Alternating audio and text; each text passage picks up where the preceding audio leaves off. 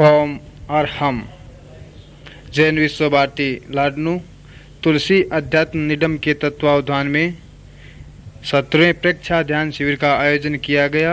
आचार्य श्री तुलसी के सानिध्य में प्रवचन सुनिए। युवाचार्य श्री महाप्रज्ञ जी द्वारा प्रदत्त प्रवचन। विषय है इंद्रियों पर विजय। दिनांक 6 सितंबर 1980।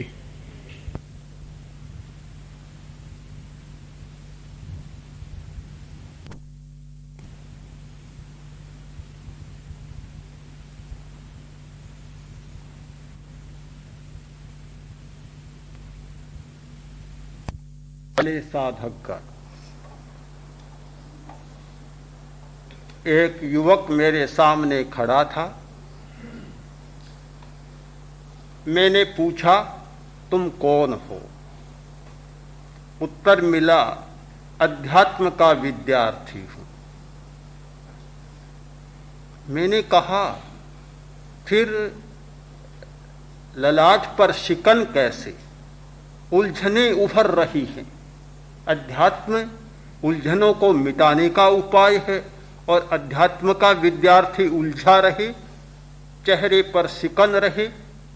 बात समझ में नहीं आई। उसने कहा, बात सही है, मैंने प्रवेश किया था इस क्षेत्र में उलझनों को मिटाने के लिए, किंतु मैं तो और अधिक उलझ गया। क्यों उलझे? क्या करूं? आज का नवयुवक, विज्ञान का विद्यार्थी अध्यात्म के क्षेत्र में उतरा इस आशा से कि जीवन सरस बनेगा, रसमय होगा। जैसे जैसे अध्यात्म के ग्रंथ पढ़े, सब जगह नीरस ही नीरस बातें मिलती, रसहीन जीवन बनाने के उपदेश मिलते हैं, ऐसे पाठ मिलते हैं। मैंने उत्तराध्ययन पढ़ा तो मिला, रसा पगामम न निषेवियब्बा भुत्ता रसा दित्तिकरा नराणम। रसों का सेवन ज्यादा मत करो। महाभारत पढ़ा तो महाभारत का स्वर है कि योगी का बल क्या? अरस भोजन, नीरस भोजन। योगी का बल है नीरस भोजन, रस रहित भोजन योगी का बल है। महात्मा गांधी का साहित्य पढ़ा तो बार बार दोहराते हैं, ऐश्वाद ऐश्वाद ऐश्वाद। और की बात छोड़ दूं, मुझे आशा थी कि मनोनुशासनम तो एक नया ग्रंथ है, आज के युग का ग्रंथ है, इसमें तो आशावादी स्वर मिलेगा, कोई रसमय जीवन बिताने की बात मिलेगी। उसे पढ़ा तो उसमें भी यही बात मिली कि इंद्रियों के रस को कम करो, इंद्रिय की शुद्धि करो, आहार की शुद्धि करो और फिर इंद्रिय की शुद्धि करो। इंद्रिय जय, इंद्रिय जय, इंद्रिय विजय की चर्चा करते करते सारे अध्यात्म के ग्रंथ रसहीन और नीरस बन गए हैं। यह रसहीनता को देखकर मैं ऊब गया हूं। उलझन मिटाने आया था और नई उलझन में फंस गया। मुझे तो वह जीवन चाहिए जिसमें सरसता टपके, रस हो, आनंद हो, स्वाद हो। ऐश्वाद, भला ऐश्वाद का क्या मतलब? आज के युवक के लिए ऐश्वाद की बात कोई माने नहीं रखती। आज के वैज्ञानिक युग में सबको छोड़ने की बात का कोई अर्थ नहीं होता। मत देखो, मत सुनो, मत खाओ, मत पियो, मत बोलो, मत छुओ, सुगंध भी मत लो, सब मत करो, मत करो। इस निषेध और निषेध ने सारे जीवन का रस चूस लिया, निचोड़ दिया। जैसे सूखा यह पूला और ईख का छिलका हो, ऐसा जीवन बना दिया गया इन अध्यात्म के आचार्यों ने। मुझे बड़ी निराशा होती है। और फिर आप पूछते हैं कि चेहरे पर शिकन क्यों, उलझन की रेखा क्यों उभर रही है? क्यों न उभरेगी? मुझे बहुत कष्ट हुआ मेरी सारी आशाएं धूमिल हो गई, आशाओं पर जैसे पाला पड़ गया, अब क्या करूं। मैंने कहा, भले आदमी, इतने उलझते क्यों हो? अच्छा है अध्यात्म को ही तिलांजलि दे दो, उसे ही छोड़ दो, उलझने की क्या जरूरत है, छोड़ दो उसे। सांप केंचुली को छोड़ता है वैसे अध्यात्म को छोड़ दो। बोला, यह कैसे हो सकता है? छोड़ नहीं सकता। क्यों नहीं छोड़ सकते? पदार्थों के सेवन से ऊब गया और ऊब से इधर आया, अब न इधर का रहा न उधर का रहा। पदार्थों से भी अरुचि है, पदार्थों ने बहुत प्रताड़ित कर रखा है, इतनी मानसिक अशांति हो रही है। शांति की खोज में यहां आया, यहां भी शांति नहीं मिली, तो फिर पदार्थ में जाकर फिर और अशांति में जाऊं, ये बात भी समझ में नहीं आती। छोड़ तो नहीं सकता। मैंने कहा, तुम अभी समझे नहीं, अध्यात्म को समझे नहीं, न मनोनुशासन को समझा, न महाभारत को समझा, न उत्तराध्ययन को समझा। समझना बहुत कठिन होता है, बहुत कठिन। और जब तक अनुभव नहीं होता, परंपरा नहीं होती, बात समझ में नहीं आती। आज ही एक भाई कह रहा था, जो अभी शिविर में साधना कर रहा है, 2 वर्ष हो गए ध्यान का अभ्यास कर रहा हूं, पल्ले नहीं पड़ा, और यहां 2 दिन में आगे बढ़ गया।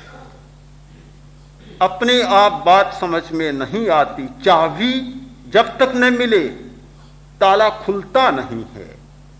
मैंने आयुर्वेद का एक ग्रंथ पढ़ा, ठंडे पानी को ठंडा करने की कुछ विधियां बतलाई गई।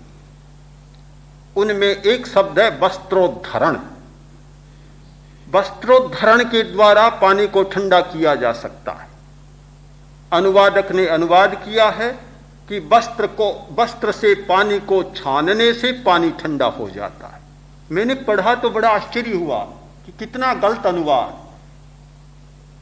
इसलिए अनुवाद गलत हुआ कि उसे अनुभव नहीं था। इस बात को तो हम लोग बहुत जानते हैं, मुनि लोग हमारे बहुत इस बात को जानते हैं कि पानी गर्म आता है, कहाँ हांडी मिलती है, कहाँ ठंडा पानी मिलता है, गर्म पानी आता है तो ठंडा करने की जरूरत होती है। तो ये वस्त्रोद्धरण की पद्धति हमारे यहाँ बहुत चलती है। पानी को बहुत ठंडा किया जा सकता है। जैसा मिट्टी की नई हांडी में पानी ठंडा नहीं होता, वैसा वस्त्र के द्वारा हो सकता है। पर वस्त्र से पानी को आप छानते चले जाएं, पानी कभी ठंडा नहीं होगा। वस्त्रोद्धरण की प्रक्रिया यह है कि पात्र में गर्म पानी रखा है, एक कपड़ा लिया और कपड़े को लंबा कर लिया, पानी में कपड़ा डालें और फिर ऊपर उठाएं, फिर कपड़ा नीचे डालें और फिर उसे ऊपर उठाएं। ऐसा करते करते पानी बहुत ठंडा हो जाएगा। वस्त्रोद्धरण का मतलब है कपड़े को ऊपर उठाना, फिर नीचे करना, फिर उठाना, फिर नीचे करना। जैसे पानी बस कपड़े के साथ ऊपर उठेगा, हवा लगेगी, पानी ठंडा हो जाएगा। किंतु अनुवादक महोदय ने अर्थ कर दिया कि पानी को छानते चले जाओ, पानी ठंडा हो जाएगा। कारण यही है कि जब अनुभव नहीं होता, अर्थ भी समझ में नहीं आता। कहने वाला सर्वज्ञ हो, कहने वाला बड़े से बड़ा ज्ञानी हो, मतलब कहने वाले से नहीं है, मतलब समझने वाले से है। बहुत लोग दावा करते हैं कि हम तो गीता पढ़ते हैं, भगवान की वाणी है। हम उत्तराध्ययन सूत्र पढ़ते हैं, महावीर भगवान की वाणी है। हम धम्मपद पढ़ते हैं, भगवान बुद्ध की वाणी है। कहने वाले भगवान कृष्ण हो, भगवान महावीर हो, भगवान बुद्ध हो, कोई भी हो, कितने ही बड़े ज्ञानी हो, कहने वालों से हमें मतलब नहीं, हमें समझने वालों से मतलब है कि हम क्या समझ रहे हैं, और समझाने वालों से मतलब है कि क्या समझाया जा रहा है। मतलब उनसे हैं। उन्होंने कहा, आज वह शब्द भी हमारी समझ में नहीं आ रहा है। शब्द आ रहा है तो शब्द के नीचे छिपा हुआ अनंत अर्थ है वह समझ में नहीं आ रहा, पकड़ में नहीं आ रहा है। न जाने कितने गलत अर्थ किए जा रहे हैं, अध्यात्म के भी न जाने कितने गलत अर्थ किए गए हैं, और गलत अर्थों के आधार पर न जाने कितने गलत प्रयोग चले हैं। मैं नहीं सोचता कि अध्यात्म जीवन को नीरस बनाता है। यदि जीवन को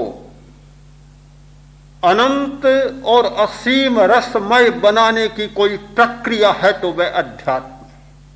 अध्यात्म के सिवाय दूसरी कोई प्रक्रिया नहीं जो अनंत रसमय बना दे। पदार्थ के सारे रस एक समय के लिए रस होते हैं और थोड़े समय के बाद रसहीन बन जाते। गर्मी का मौसम, भोजन किया और वह भी चटपटा भोजन किया, गहरी प्यास लगी, पहली पानी की गिलास पी, ऐसा लगता है कि पानी से बढ़कर दुनिया में और कोई मूल्यवान वस्तु नहीं। दूसरी गिलास पी, मूल्य कम हो गया, तीसरी पी और कम हो गया, और 8वीं गिलास पी पानी की, ऐसा लगा कि कोई पानी जरूरी चीज नहीं, पीने की कोई आवश्यकता ही मालूम नहीं देती। अब कोई 9वीं गिलास सामने नौकर लाता है, कहता है ले जाओ, प्यास नहीं है, कोई जरूरत नहीं है, पानी को ठुकरा देता है। कोई मनोहार करता है और गुस्सेल होता है तो गिलास को लेकर फेंक देता है, बेवकूफ, बार बार कहा जरूरत नहीं, ले जाओ। पहली गिलास में जो रस था 8वीं गिलास में वह रस नहीं रहा, और 9वीं में तो बिल्कुल ही नहीं रहा। प्रत्येक पदार्थ की प्रकृति है, एक बार बहुत रस लगता है और जैसे जैसे समय बीतता है रस चुकता चला जाता है, वस्तु नीरस बनती चली जाती है। केवल भोजन का प्रश्न नहीं, केवल पानी का प्रश्न नहीं, केवल कपड़े का प्रश्न नहीं, प्रत्येक पदार्थ की प्रकृति का यदि आप सूक्ष्म विश्लेषण करें तो आपको पता चलेगा कि पहली बार में पदार्थ जो आनंद देता है फिर वह आनंद नहीं मिलता, कभी नहीं मिलता। फिर चाहे शादी हो, चाहे संबंध हो, और चाहे किसी का योग हो। यदि दो मित्रों को अलग करना हो, उन्हें तोड़ना हो, तो सबसे अच्छा उपाय है कि उनको साथ में रख दें। जितना दूर रहेंगे प्रेम बना रहेगा, बिल्कुल साथ में रख दें, फिर पता चलेगा कि प्रेम क्या होता है और कैसा होता है। साथ में रहने वाले पति पत्नी का प्रेम भी टूट जाता है, साथ में रहने वाले पारिवारिक जनों का भी प्रेम टूटता चला जाता है। न जाने कितनी बार टूटता है, कितनी बार सांधना पड़ता है, जोड़ना पड़ता है। तो मित्रों की तो बात ही क्या, मित्रता, संबंध, प्रियता, ये सारी दूरी की अपेक्षा रखते हैं। एक निश्चित दूरी रहती है तो ये निभते हैं, चलते हैं, और जैसे ही निकटता आती है परस्पर में टकराने लग जाते हैं और टूटने लग जाते हैं। यह है पदार्थ की प्रकृति। क्या पदार्थ जीवन को रसमय बनाता है? हमारी बहुत बड़ी भ्रांति है। पदार्थ रसमयता का आभास हमें देता है, एक बार अनुभव कराता है कि रसमय है, किंतु समय के साथ रसमयता समाप्त होती जाती है और इतनी ऊब आती है, इतनी ऊब, उसका मूल्य बहुत कम हो जाता है। एक सन्यासी बहुत प्रसिद्ध था, राजा ने उसकी गाथा सुनी, सन्यासी को आमंत्रित किया, सन्यासी आया, बैठा, बात चली। सन्यासी ने कहा, अध्यात्म जीवन का सबसे बड़ा मूल्य है। राजा बहुत तार्किक था, बोला महाराज बात समझ में नहीं आई। अध्यात्म क्या मूल्यवान हो सकता है? जो स्वयं अमूर्त है, जिसका कोई रूप नहीं, जिसका कोई आकार नहीं, जो कोई पदार्थ नहीं, वह कैसे मूल्यवान हो सकता है? बात काफी लंबी हो गई। सन्यासी ने कहा तो मूल्यवान क्या है? तुम्हारा राज्य है मूल्यवान? जरूर। मेरी सेना, मेरा वैभव, मेरा खजाना, मेरा ऐश्वर्य कितना मूल्य है। सब लोग तरसते हैं, सब लोग चाहते हैं कि मैं भी राजा बनूं। मेरी प्रजा में कोई एक व्यक्ति भी ऐसा नहीं मिलेगा कि जिसके मुंह में यह लार न टपकती हो कि मैं राजा बनूं। मूल्य है, इसीलिए तो सबके मुंह में लार टपकती है। बहुत मूल्यवान है। सन्यासी बोला राजा, तुम जंगल में गए शिकार करने के लिए और भटक गए। जेठ का समय, चिलचिलाती धूप, भयंकर गर्मी और गहरा भोजन किया हुआ,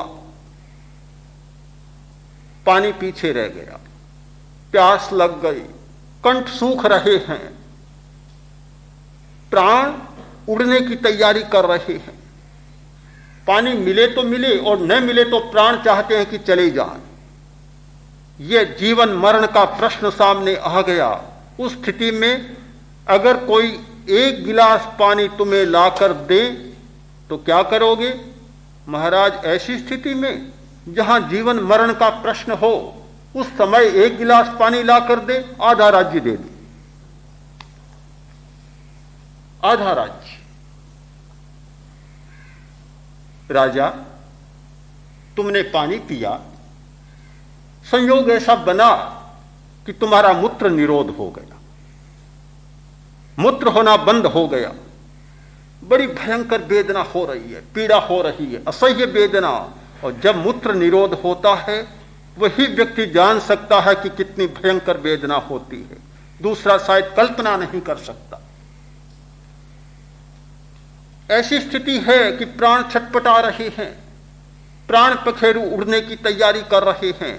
उस स्थिति में कोई कुशल वैद्य, कोई कुशल चिकित्सक मिले और तुम्हारे मूत्र निरोध की बीमारी को मिटा दे, प्राणों को थमा दे, क्या करोगे? ऐसी स्थिति में आप पूछते हैं भगवान, आधा राज्य दे दो। सन्यासी बोला, समझ गए अब तो तुम्हारे राज्य का मूल्य कितना? कि 2 गिलास पानी।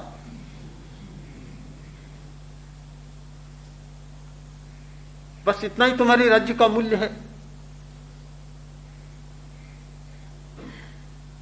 प्रत्येक पदार्थ का मूल्य जब सच्चाई पर हम देखते हैं तो 2 गिलास पानी से ज्यादा नहीं होता। आधा राज्य तो 1 गिलास पानी में चला जाता है और आधा राज्य 1 गिलास पानी को निकालने में चला जाता है। इतना ही तो है राज्य का मूल्य। प्रत्येक पदार्थ का मूल्य जब हम सच्चाई में उतर कर देखते हैं तो बहुत कम होता है। यह तो बहुत अच्छा है कि हमने बहुत मान रखा है और यह जीवन का चक्का चल रहा है। जिस दिन सच्चाई की आंख खुल जाए तो ऐसा लगेगा, अरे कितनी मूर्खता हमने की कि इन सारे बेवकूफों को, मूल्यहीन मूर्खों को हम मूल्य देते जा रहे थे। बड़ा अजीब सा लगेगा। अध्यात्म की यात्रा यह शुरू होती है मूल्य प्रस्थापना से, मूल्यों के विवेक से। सम्यक दृष्टि जागती है, मूल्यों का विवेक जागता है। किसको कितना मूल्य देना चाहिए? आचार्य वह होता है जो इस बात का निर्णय कर सकता है कि किसको कितना मूल्य देना चाहिए। जिसमें यह विवेक नहीं होता वह आचार्य नहीं हो सकता, और होता है तो आचार्यत्व को निभा नहीं सकता। सबसे बड़ी बात है मूल्यों का विवेक। अध्यात्म में सम्यक दृष्टि जागती है। जिसका जितना मूल्य होता है उसे उतना मूल्य देता है। आहार शुद्धि का सिद्धांत, इंद्रिय शुद्धि का सिद्धांत, यह सब मूल्यों का सिद्धांत है कि किस आहार को कितना मूल्य दिया जाए और किस इंद्रिय को कितना मूल्य दिया जाए। अध्यात्म के आचार्यों ने इंद्रियों को भी मूल्य दिया है, आहार को भी मूल्य दिया है, किंतु उतना ही दिया जितना कि उनका मूल्य है, उससे ज्यादा नहीं दिया। इंद्रिय विजय का अर्थ आंखों को फोड़ लेना, कानों के पर्दों को तोड़ देना नहीं है, चमड़ी को उखाड़ डालना नहीं है। इंद्रिय शुद्धि का, इंद्रिय विजय का सिद्धांत है कि इंद्रियों का जितना मूल्य है उतना ही मूल्य उन्हें देना, न कम देना और न ज्यादा देना। जो अतिरिक्त मूल्य देने की प्रवृत्ति जम गई समाज में, उस प्रवृत्ति को उखाड़ देना, इस सच्चाई को समझा देना कि जितना इंद्रियों का मूल्य माना जा रहा है उतना उनका मूल्य नहीं है। यह मूल्यों की बात शायद हर आदमी के समझ में न आए, किंतु जब मनुष्य इंद्रियों को अतिरिक्त मूल्य देने के कारण प्रताड़ित होता है तब यह बात समझ में आती है।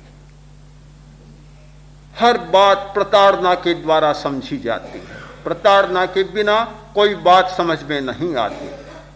अमेरिका के प्रसिद्ध उद्योगपति कार्नेगी से पूछा, आपकी सफलता का रहस्य क्या है?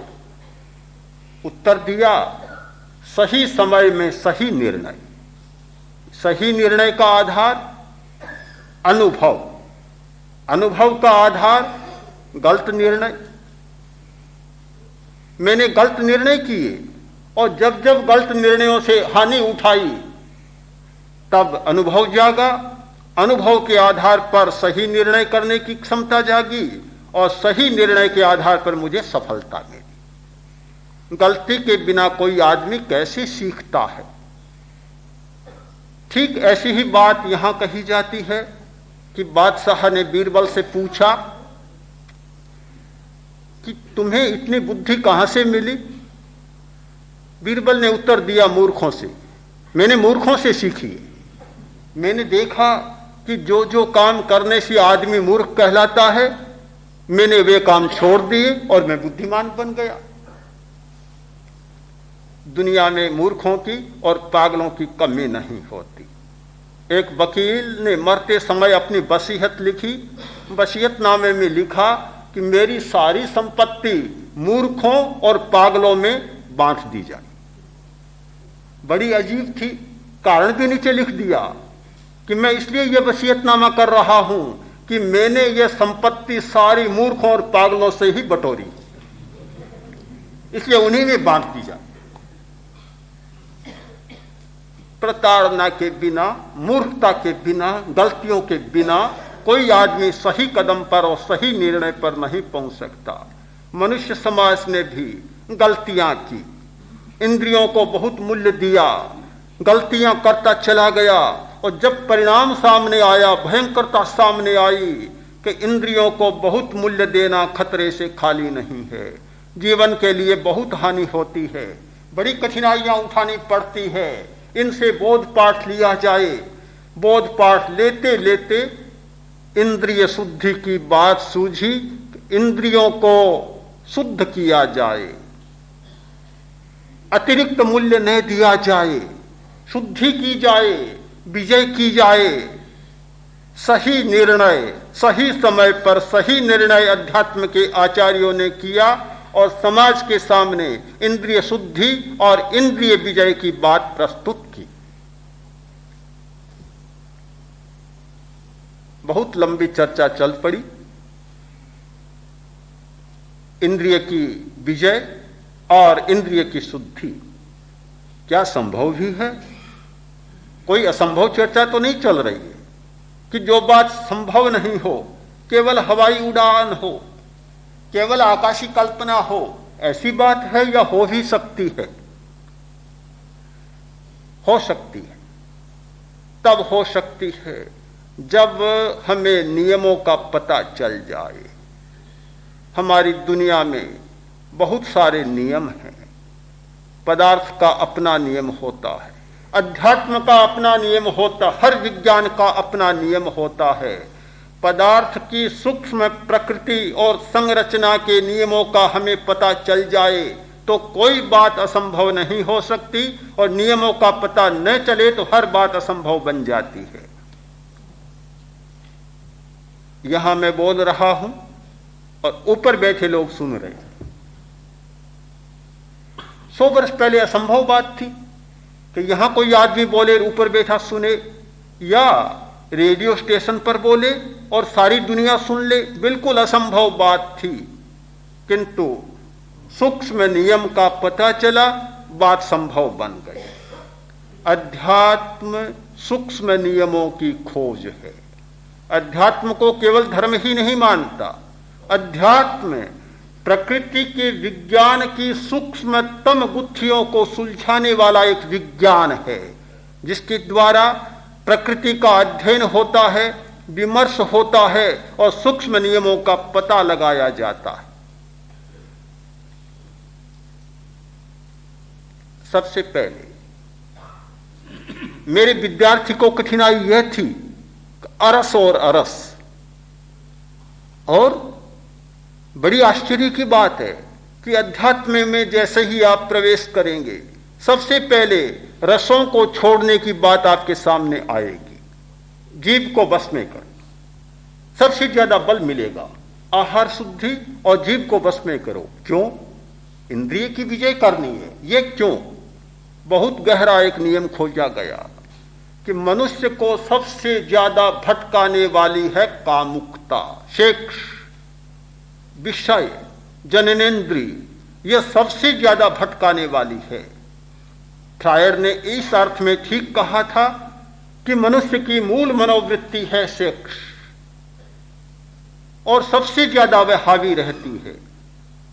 आज के वैज्ञानिकों ने भी, शरीर विज्ञानियों ने और मानस विज्ञानियों ने भी कहा कि और सब तनाव सामयिक होते हैं, किंतु यह काम का तनाव शाश्वत होता है, निरंतर छाया रहता है।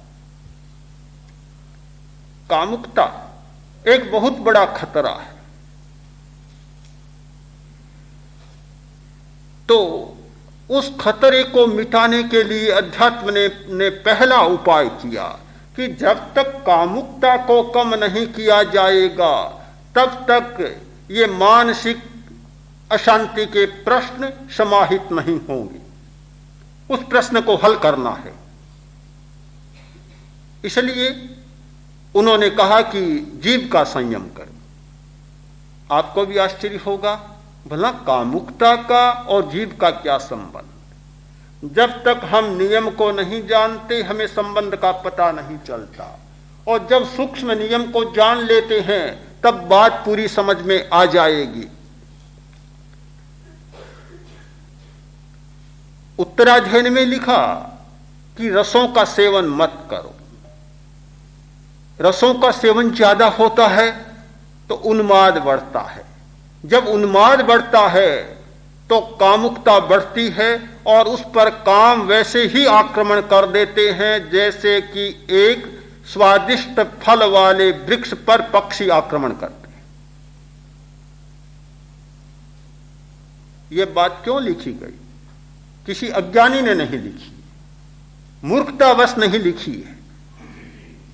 यह बात उन लोगों ने लिखी जिन्हें इस नियम का पता था कि जिह्वा और जननेन्द्रिय का बहुत निकट का रिश्ता है, संबंध है, गहरा संबंध है। इस संबंध की व्याख्या में एक तंत्र शास्त्र के नियम के द्वारा प्रस्तुत करना चाहता हूं। तंत्र शास्त्र में 5 तत्वों की मीमांसा की है।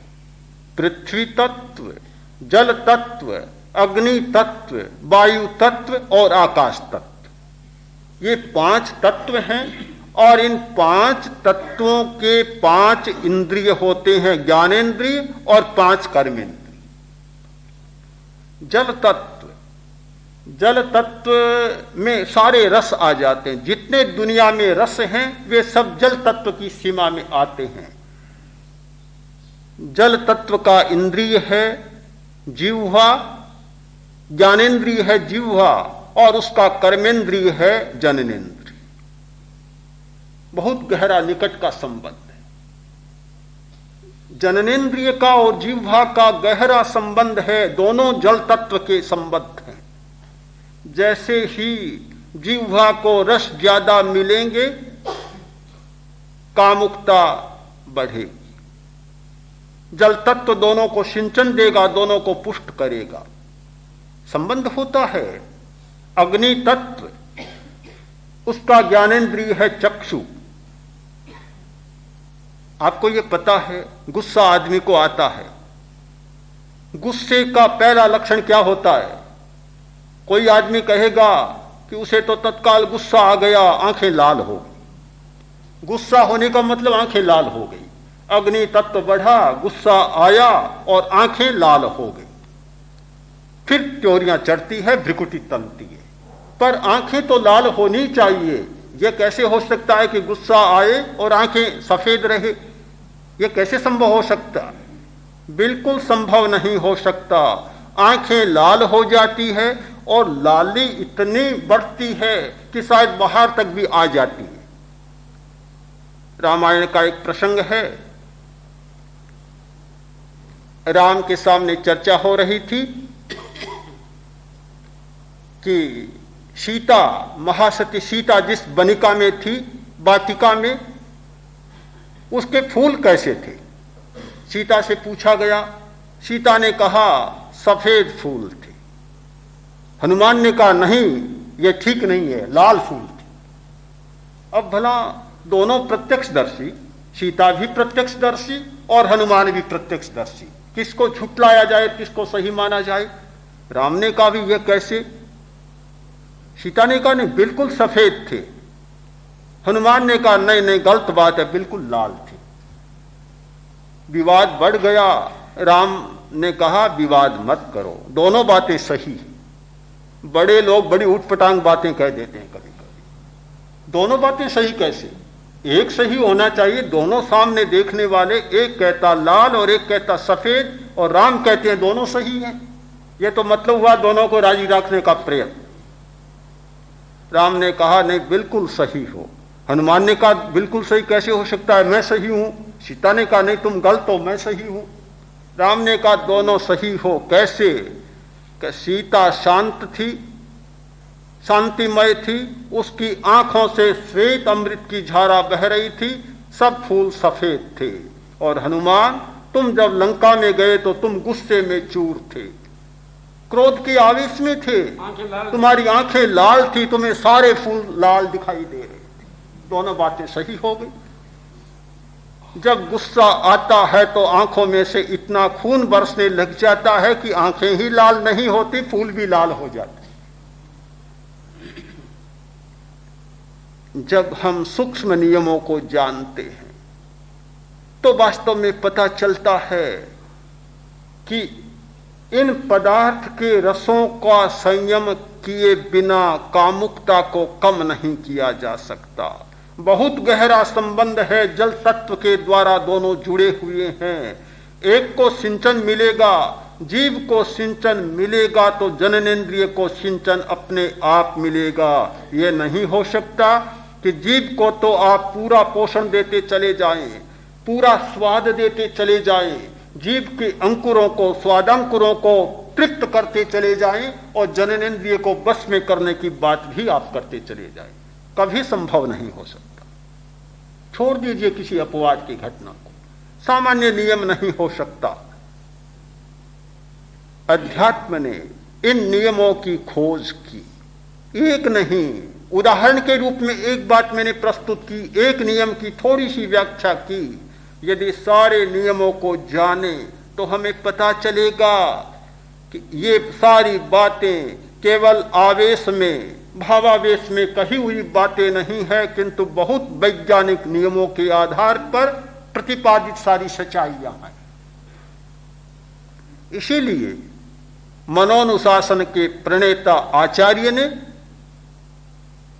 उत्तर दिया, आहार शुद्धि के बाद इंद्रिय की शुद्धि होनी चाहिए। कैसे हो सकती है?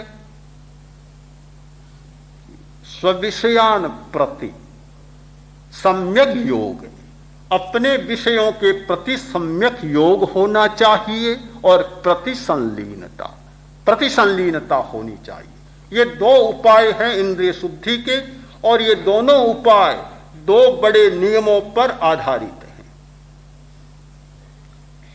सम्यक योग, अपने विषयों के प्रति 5 इंद्रियां और 5 विषय, आंख रूप, कान शब्द, घ्राण गंध, जीव रस, त्वचा स्पर्श, 5 इंद्रियां और 5 विषय। कोई भी अध्यात्म का व्यक्ति विषयों का सेवन नहीं करेगा, जरूर करेगा, क्यों नहीं करेगा? खाएगा, देखेगा, सूंघेगा, छुएगा, चखेगा, सब कुछ करेगा, सब कुछ करेगा, किंतु नियमों को जानते हुए। नियम क्या? अपनी चेतना का नियम है, उसे जान लेगा। चेतना का नियम है जानना और देखना। चेतना का स्वभाव है जानना और देखना, इसके सिवाय चेतना का कोई दूसरा स्वभाव नहीं है। केवल जानना, केवल देखना, केवल ज्ञाता और केवल दृष्टा, यह है चेतना का स्वभाव। जिस व्यक्ति ने इस नियम को जान लिया, चेतना की मूल प्रकृति को जान लिया, चेतना के मूल स्वभाव को पढ़ लिया, वह अध्यात्म का व्यक्ति अपने नियम के आधार पर चलेगा कि चेतना का काम केवल इतना ही है, प्रियता अप्रियता चेतना का काम नहीं है। ये प्रियता और अप्रियता, ये दोनों गंदी नालियां बाहर से आकर मिलती है। जो पानी पीने के लिए आ रहा है पाइपलाइन से, वह तो बिल्कुल साफ फिल्टर किया हुआ पानी है, किंतु बड़े शहरों में कभी कभी ऐसा होता है कि पाइपलाइन में दूसरी लाइनें भी मिल जाती है, जलमल की लाइनें भी साथ साथ हो जाती है। दिल्ली जैसे शहरों में बहुत बार ऐसा होता है कि मल की लाइन भी मिल जाती है, पानी सारा गंदला बन जाता है। ये बड़े शहरों की दुर्व्यवस्था, आज के कॉरपोरेशन की, महानगर परिषदों की ऐसी व्यवस्था होती है कि यह गड़बड़ हो जाती है। हमारे जीवन के कॉरपोरेशन की भी व्यवस्था कभी कभी गड़बड़ाई होती है कि जहां चेतना की शुद्ध निर्मल स्वच्छ धारा बहती है, उसके साथ साथ कसाय की धारा भी मिल जाती, वह गंदी धारा भी आकर मिल जाती है। हम शुद्ध पानी को भूल जाते हैं। शहर में रहने वाले लोगों की भांति गंदा पानी पीने को मिलता है, तो फिर विषय को नहीं जानते, ज्ञेय को नहीं जानते, किंतु उस विषय को विकार बनाकर जानते। विषय विकार बन जाता है, पानी गंदा बन जाता है, विषय विकार बना, और फिर क्या होगा? फिर रूप हमारे लिए रूप नहीं रहेगा, या तो प्रिय होगा या अप्रिय होगा, या तो अच्छा होगा या बुरा होगा। फिर रस हमारे लिए रस नहीं रहेगा, या तो स्वादिष्ट होगा या अस्वादिष्ट होगा, प्रिय होगा या प्रिय होगा। आज की हमारी सारी दृष्टि चेतना की दृष्टि नहीं, ज्ञेय की दृष्टि नहीं, ज्ञाता की दृष्टि नहीं, किंतु प्रियता और अप्रियता की दृष्टि है। हर पदार्थ को या तो प्रिय मानते हैं या अप्रिय मानते हैं, या किसी से प्रेम करते हैं या किसी से घृणा करते हैं। घृणा करते हैं, घृणा इसीलिए चलती है प्रेम करते हैं, और प्रेम इसीलिए चलता है कि घृणा करते हैं। एक कभी नहीं हो सकता। कोई आदमी कोरा प्रेम करे कभी संभव नहीं, और कोई आदमी कोरी घृणा करे ये कभी संभव नहीं। प्रेम है, प्रियता है, तो घृणा भी करनी पड़ेगी, और घृणा करते हैं तो प्रियता भी करनी पड़ेगी। यह सम्यक योग का अर्थ अपने विषयों के प्रति सम्यक योग अर्थात ज्ञेय को ज्ञाता की दृष्टि से जाने और प्रियता और अप्रियता के भाव को निकाल दें। यह इंद्रिय शुद्धि का पहला उपाय। पानी बिल्कुल फिल्टर हो जाएगा, स्वच्छ हो जाएगा और ये जो गंदी नालियां मिल रही है वे अलग हो जाएंगी। दूसरी बात, प्रतिसंलीनता। हमारा अभ्यास है कि हम बाहर की ओर ही ज्यादा देखते हैं। हमारी सारी लीनता पदार्थ के प्रति है, बाहर के प्रति है। बाहर में उलझ जाते हैं। बच्चा जहां खड़ा होता है वहीं लीन हो जाता है, वहीं देखने लग जाता है, वहीं देखने लग जाता है। मेरी अपने जीवन की घटना है। छोटा था, 10 बरस का भी होने वाला था लगभग। कलकत्ता गया, मेरे पारिवारिक लोग साथ में थे। कोई शादी थी घर में, बाजार में गए सामान खरीदने के लिए। कलकत्ता बड़ा शहर, मैं तो छोटे गांव में, बिल्कुल छोटे गांव में रहने वाला। इतना बड़ा शहर कभी देखा ही नहीं, सोचा भी नहीं, सोच तो जानता भी नहीं था, कभी नहीं सोचा। इतना बड़ा शहर, इतनी बड़ी दुकानें, इतना बड़ा बाजार। चला गया, अब दुकान में इतनी चीजें मैंने कहां देखी, तमकोर में कहां पड़ी है, पूरा 2-4 दुकानें भी पूरी नहीं। हर दुकानें हैं तो चीजें भी कहां, कल्पना भी नहीं होती थी, इतनी बड़ी बड़ी दुकानें। वे तो सामान खरीदते रहे, मैं दुकान को एक टक देखता रहा। वे तो सामान खरीद कर आगे चले गए और मैं अकेला देखता ही रह गया।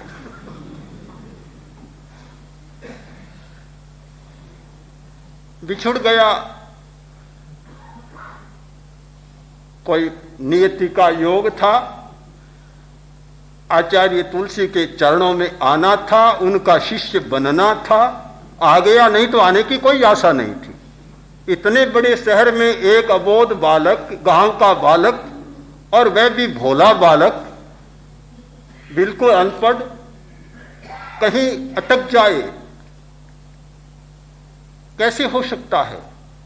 पर यह तो मानता हूं कि सारी कोई नियति की ऐसी श्रृंखला होती है कि सब कुछ हो गया। बच्चा एक तक देखने लग जाता है, बच्चा नहीं, बड़े बड़े लोग भी एक तक देखने लग जाते हैं। जब सामने कोई प्रिय बात आती है इतने उलझ जाते हैं कि भान भूल जाते हैं और बोध को भी खो बैठते हैं।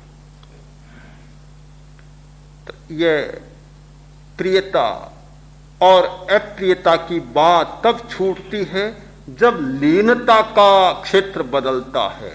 यह रसहीनता नहीं, किंतु जो व्यक्ति अपने भीतर महान रस को खोज लेता है तो सारी लीनता बदल जाती, आकर्षण बदल जाता है। प्रेक्षा ध्यान का अभ्यास करने वाला एक विचित्र आनंद का अनुभव करता है। क्या मिलता है? यही मिलता है कि जिस दिशा को कभी जाना नहीं था, अपने भीतर देखना, अपने श्वास को देखना, अपने शरीर को देखना, अपने भीतर होने वाले रसायन के परिवर्तनों को देखना, कभी कल्पना नहीं की थी।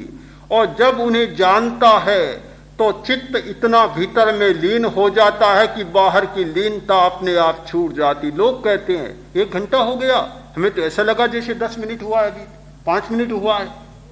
ये क्यों? ये काल का बोध क्यों बदलता है? ये दिशा का बोध क्यों बदलता है? इसीलिए बदलता है कि हमारी लीनता दूसरी हो जाती है। भीतर का रस जब जागता है तब सारी स्थितियां बदल जाती है। अध्यात्म यह जीवन को रसहीन बनाने की प्रक्रिया नहीं, किंतु अपने भीतर छिपे हुए महान रसों को उद्घाटित करने की प्रक्रिया है। जिसने अपने भीतर में रस के महासमुद्र की तरंगों का स्पर्श नहीं किया, वह तब तक बाहर के पदार्थों को रसमय और अपने अंतःकरण को नीरस मानता रहेगा। किंतु जिस दिन इस समुद्र की तरंगों का एक बार भी स्पर्श हो गया, रस की सारी धारणा बदल जाएगी और भीतर से महान रस का स्रोत फूटने लग जाएगा। तो इंद्रिय शुद्धि के दो उपाय हमारे सामने प्रस्तुत हैं। एक विषयों के प्रति सम्यक योग और दूसरा लीनता को बदलना, रसमय धारणा को बदलना और उसका अनुभव करना।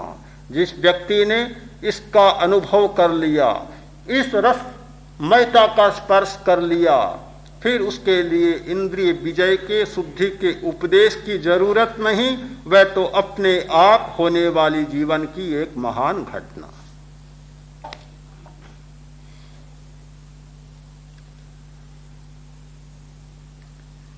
जीवन के बारे में प्रश्न है कि महावीर जैसे व्यक्ति जिनके पास सम्यक दर्शन और अवधि ज्ञान होता है, जीवन में उतरते हैं। वैदिक दर्शन में जीवन मुक्त की एक स्थापना है, वे जीवन जीते हैं, सब काम करते हैं। तो फिर ये सारा विषय जीवन का कैसे संबद्ध होता है?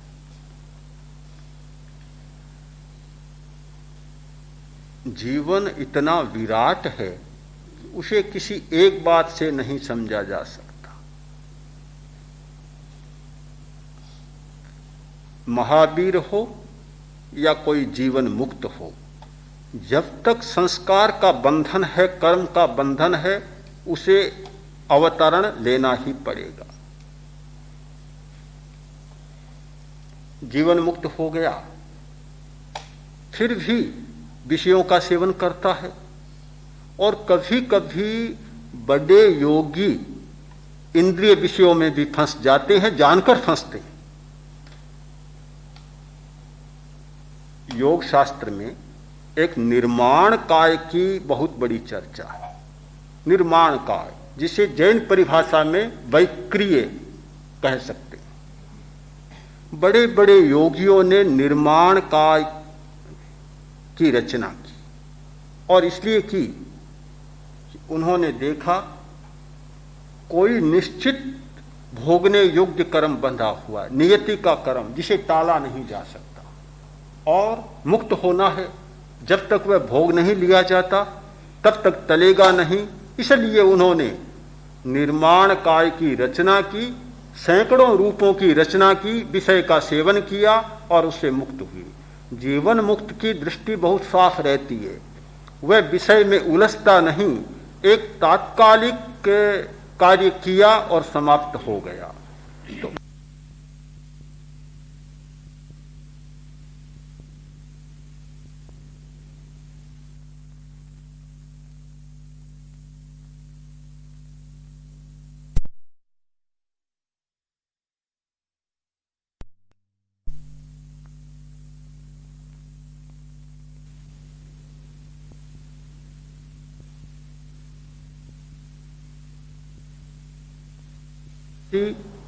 सम्यक दृष्टि विषयों का सेवन करता है, एक व्रति भी विषयों का सेवन करता है। एक सीमा आती है कि जहां कोरे विषय रह जाते हैं, विकार सारा धुल जाता है। तो अलग अलग भूमिकाएं हैं। तीर्थंकरों ने भी विवाह किए हैं, युद्ध भी किए हैं, सारी स्थितियां की है। दृष्टि सम्यक थी, किंतु जो निश्चित कुछ होना था, होना ही पड़ा, जानते हुए भी करना पड़ा। और ऐसा होता है, ये अस्वाभाविक नहीं है। तो ये निर्णय किसी एक दृष्टि के आधार पर नहीं लिया जा सकता। भिन्न भिन्न दृष्टियों से, भिन्न भिन्न स्थितियों से निर्णय लेने पड़ते हैं। केवली हो जाने के बाद भी कोई दोष तो नहीं बचा, फिर भी कुछ काम तो करने पड़ते हैं। जो केवली देखता है कि वेदनीय कर्म के पुद्गल तो ज्यादा रह गए, आयुष्य कर्म के पुद्गल कम रहे हैं, और जब तक वेदनीय कर्म भोग नहीं लिया जाता तब तक मुक्त नहीं हो सकता। उस स्थिति में उन्हें समुद्घात का प्रयोग करना पड़ता है। सारे संसार की यात्रा, हाँ, सारे संसार की यात्रा करनी पड़ती है। सारे संसार में अपने आत्म प्रदेशों को फैलाते हैं और फिर दोनों का समीकरण करते हैं। तो एक प्रबुद्ध व्यक्ति की जागरिका अलग होती है, अबुद्ध व्यक्ति की जागरिका अलग होती है, और सुदृष्ट व्यक्ति की जागरिका अलग होती है। ये सारा जागरिकाओं का भेद है और इस आधार पर बहुत सारी विविधताएं हमारे सामने आती है कि प्रबुद्ध व्यक्तियों को छोड़ देते हैं, अबुद्ध व्यक्तियों को प्रताड़ित करते हैं। ये न्याय इसीलिए है कि पैर का काम, जब पैर पैर है तो पैर से पैर का काम लेना है, जो सिर है उससे सिर का काम लेना है।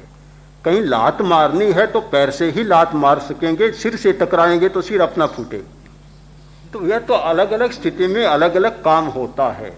यानी अबुद्ध व्यक्ति के लिए वह सिर वाली बात बैठती नहीं, अगर वह बताया जाए तो वह और ज्यादा उभर जाएगा। तो यह तो उपाय होता है।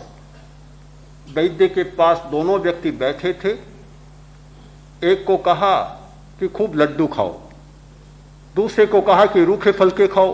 वह बोला, वैद्य जी महाराज आपके इतना पक्षपात, और तो सब जगह चलता है, आप तो चिकित्सक हैं, आपके इतना पक्षपात, तो इसको तो लड्डू बता दिया और मुझे रूखा फलका।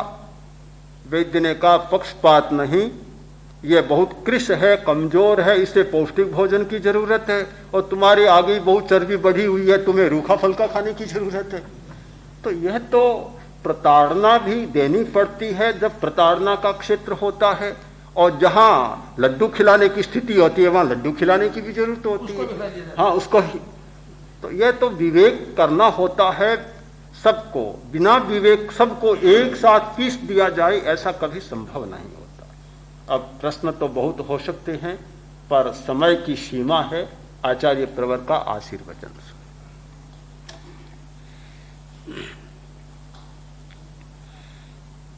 प्रज्ञा प्रदीप के प्रज्ञार्थी साधक साधिकाओं,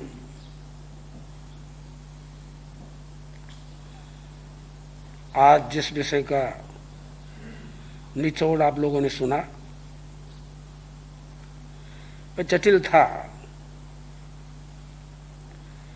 चर्चा थी सरस और निरसता की, और सरसता को भंग करने का उपदेश था।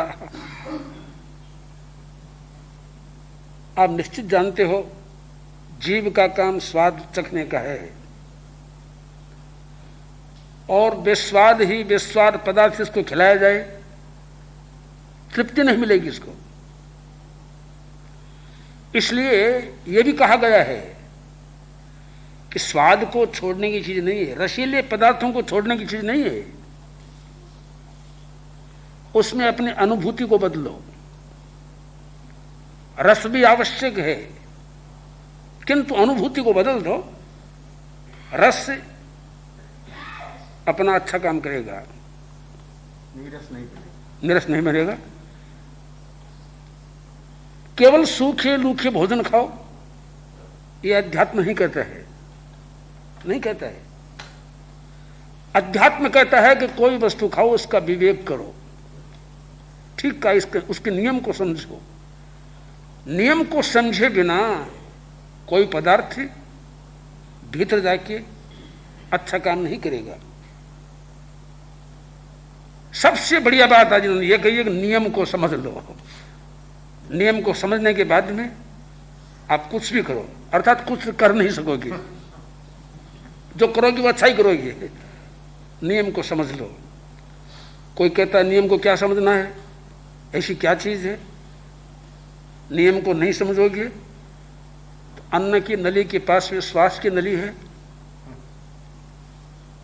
उसको उसमें डाल दो, क्या फर्क पड़ता है, पास पास ही तो है। अन्न की नली के द्वारा जो अन्न जाता है उससे पोषण मिलता है, और उसको छोटा सा कण की अगर श्वास की नली में चला गया तो खत्म हो जाएगा, फिर खाने की जरूरत नहीं। ऐसा क्यों होता है? ये नियम की नासमझी है। नियम को समझना बहुत जरूरी है। और हमारे तीर्थंकरों ने, हमारे आचार्यों ने जो बात कही, उस बात को समझना जरूरी है और उसको समझाने वाला जरूरी है। सुप्त रूप में उन्होंने बात कह दी, रसा पगामम निषेव्यब्बा विभूषा इत्थि संसज्ञी पणियम रस भोजनम नरसत्त गवेशिष्य विषम तालौडम जहा। वाक्य आगे केवल विभूषा, शरीर को संवार के रखना, इत्थि संसर्गी, वासना उत्तेजित करने वाले पदार्थों का संपर्क करना, पणीयम रसभोजनम, प्रणीत ऐसे स्निग्ध पदार्थों का अधिक भोजन करना, ये साधक के लिए तालपुट जहर का काम करता है। कितनी कड़ी उपमा, तालपुट जहर का काम करता है, ये बात कह दी। अगर इसके पीछे की भूमिका को, नियम को न समझें तो ये बात ऐसी लगेगी कि मानो एक अंतराज है। नियम को जब समझ लिया जाएगा तो फिर ये बात बड़ा अच्छा काम करेगी। हमारे परीक्षा शिविर के साधकों को चाहिए कि वो गहराई से इस नियम को समझ लें। फिर कैसा ही भोजन आपको मिले, सरस मिले, कम रस वाला मिले, निरस मिले, आप अपनी सरसता को न छोड़ेंगे तो भोजन की निरसता आपको सताएगी नहीं। आप अपने सरसता को छोड़ देंगे तो भोजन की सरसता भी आपको मिलेगी नहीं। भीतर में हमारे सरसता है तो सब सरसता है, भीतर में निरसता है तो सब निरसता हमारी है। बाकी इन सब चीजों को तर्क के आधार पर नहीं समझा जा सकता। तार्किक भले नास्तिक हो, भले आस्तिक हो, केवल तर्क के आधार पर किसी वस्तु को समझा नहीं सकता। तर्क में तो शिरस्फोटन होता है। हमने बहुत तर्कें की, तर्कों के द्वारा बहुत लोगों को परास्त किया। अब इस स्थिति में पहुंच गए हैं कि जब कोई बहुत बड़ा तार्किक आता है तब हम मौन कर लेते हैं। वो कहता है कि फिर तो हम आपको जीत लेंगे, बहुत खुशी की बात है। हम पराजित, आप जीते हैं। शिरस्फोटन नहीं चाहते हम लोग। ऐसा आनंद मिला है इसमें कि हम तर्क में बहुत ज्यादा उलझते नहीं, उलझाते नहीं। हाँ, बहुत घटना ऐसी है, भिवानी की घटना मैं अनेक दफे सुना चुका। एक दिन कुछ आर्य समाजी लोग आए और चालाकी इसलिए आए कि आचार्य जी को परास्त करना है, क्योंकि उस समय में हजारों आदमी हमारे पास आने लग गए थे, जैन नॉन जैन सभी लोग। तो कुछ लोगों को अच्छा नहीं लगा, बोले हम साक्षात करेंगे। हमने कहा क्यों? बड़े अच्छे आदमी थे, स्पष्ट कहा कि आपको पराजित करने के लिए। ऐसी बात कोई कहता नहीं। मैंने कहा यही तो काम है, यही काम। मैं पराजित, बिना चर्चा किए, बिना शास्त्रार्थ किए, बिना शिरस्फोटन किए मैं स्वीकार करता हूं पराजय। इस शरीर का वो सोच नहीं सकी क्या हुआ। उस समय सोचा कि बड़ा अच्छा काम हुआ, सहज पराजय हो गई। वही व्यक्ति जब दोबारा आई, दूसरी बार मैं भिवानी में गया तो हमारे स्वागत के अगुवा वे थे। मैं तो भूल गया था, वो आए, आचार्य जी आप हमको पहचानते? याद किया, परिचित तो लगते हो आप। वे लोग हम हैं जो आपसे चर्चा करने आए थे और आपको परास्त करने आए थे। हम लोगों ने स्वयं पराजय स्वीकार कर ली है और आपके एक शब्द ने हमको भक्त बना दिया। तो मेरा विश्वास है तर्कों से कोई बात का समाधान नहीं मिलेगा। तर्क का जितना हो सके उतना उपयोग करना चाहिए, बेकार चीज नहीं, कोई नहीं, निकम्मी चीज कोई नहीं है। किंतु अतिमात्र उपयोग तर्क का कोई फायदामंद नहीं है। इसलिए रसीले पदार्थों का अधिक सेवन क्यों ठीक नहीं है, इस सिद्धांत को हम समझ लें।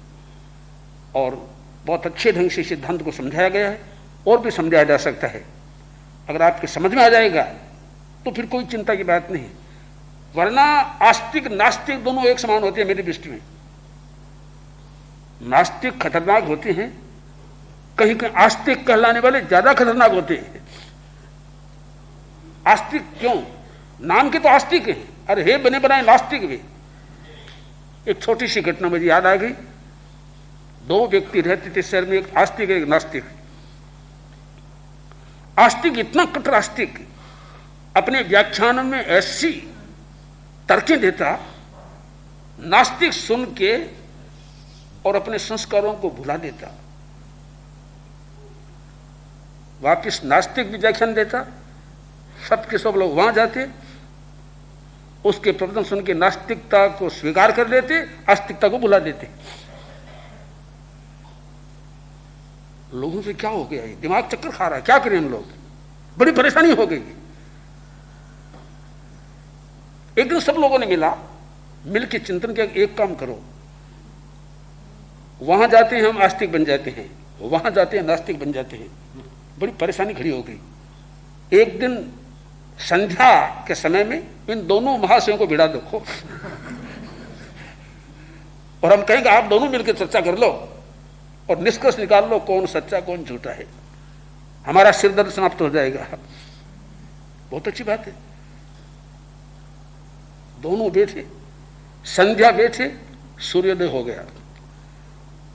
इतनी गहरी गहरी तर्कें दी, परिणाम यह हुआ नास्तिक की गहरी तर्कों को सुन के आस्तिक नास्तिक बन गया और आस्तिक के गहरी तर्कों को सुन के और वो नास्तिक बन गया।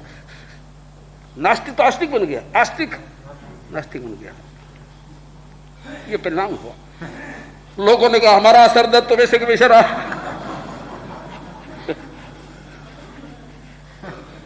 फायदा क्या हुआ? ये परिणाम होता है। इसलिए मैं इसका बहुत अनुभव करता हूं, हमने खुद ने अनुभव किया है।